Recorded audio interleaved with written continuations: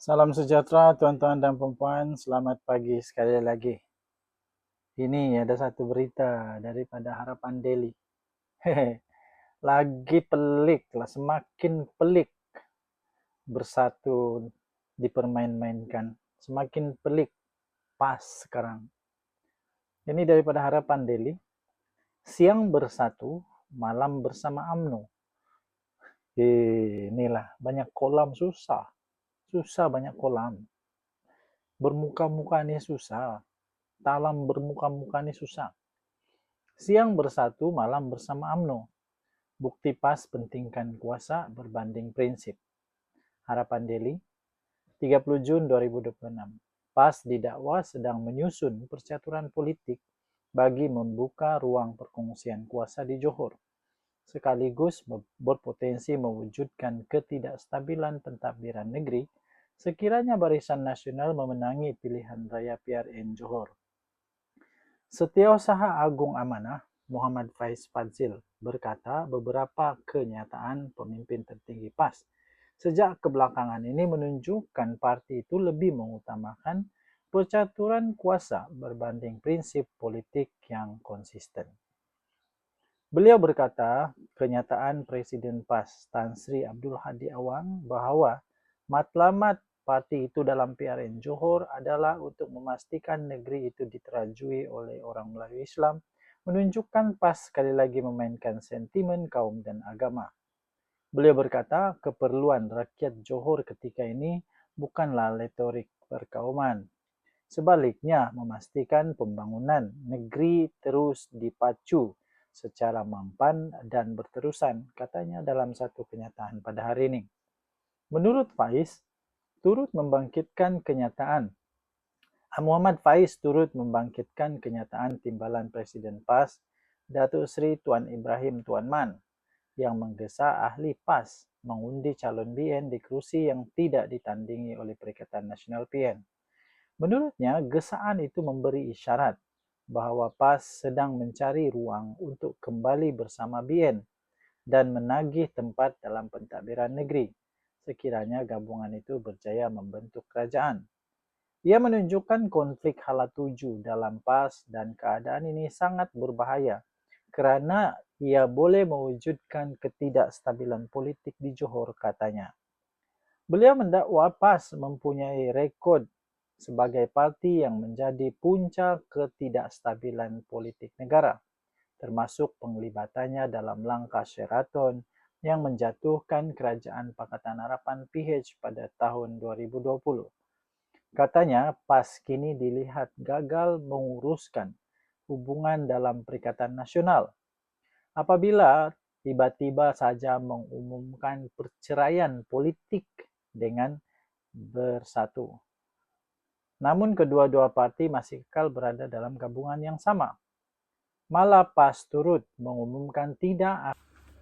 Sebelum saya teruskan, izinkan saya untuk berkongsi manfaat sesama kita. Bagi anda yang sedang berikhtiar kerana ada sakit penyakit 3 serangkai, kencing manis, buah pinggang, darah tinggi, kolesterol, gout, apa saja penyakit termasuk penyakit saraf, penyakit lelaki, penyakit perempuan, kanser, mata, hati, apa saja. Saya ingin kongsikan produk daripada 4Life Research, Transfer Factor. Produk ini adalah produk saintis yang boleh meningkatkan imun badan anda sehingga 437% kekuatan imun badan. Ini boleh membantu kita untuk melawan penyakit dan boleh sembuh dengan kekuatan imun badan.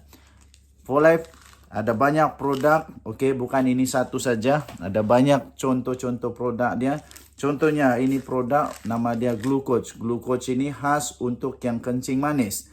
Kemudian glutamin pun ada, kemudian untuk mata pun ada, macam-macam ada.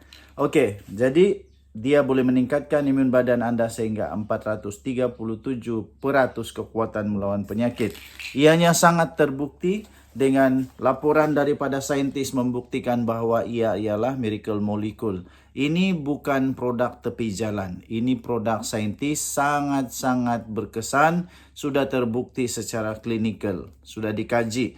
Terbaik dan juga telah diterima oleh doktor-doktor di seluruh dunia, telah masuk di dalam Physician Desk Reference. Dia adalah bukan dadah, tidak ada kesan sampingan. Kementerian Kesihatan Malaysia juga telah menerima Transofactor sebagai selamat dan boleh diambil oleh sesiapa sahaja.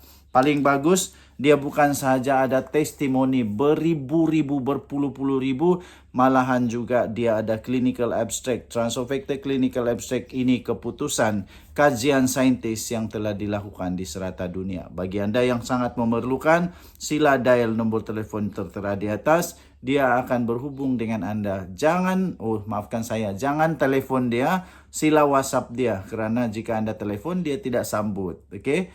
Anda WhatsApp, dia akan jawab. Alright. Akan membantu kempen calon bersatu dalam PRN Johor. Ini bermakna PAS bersama bersatu pada siang hari, tetapi bersama UMNO pada waktu malam, katanya.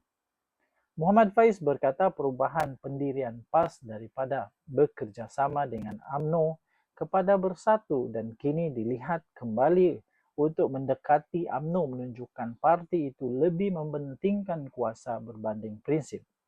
Beliau menambah, jikalah benar PAS memperjuangkan penyatuan umat, mengapa bersatu diceraikan dan UMNO pula dipilih semula?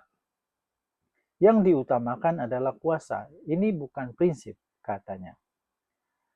Beliau turut mendakwa PAS gagal mengemukakan polisi ekonomi yang jelas untuk membangunkan Johor dan mengingatkan rakyat agar tidak membenarkan kegagalan pentadbiran di negeri-negeri SG4 berjangkit ke Johor.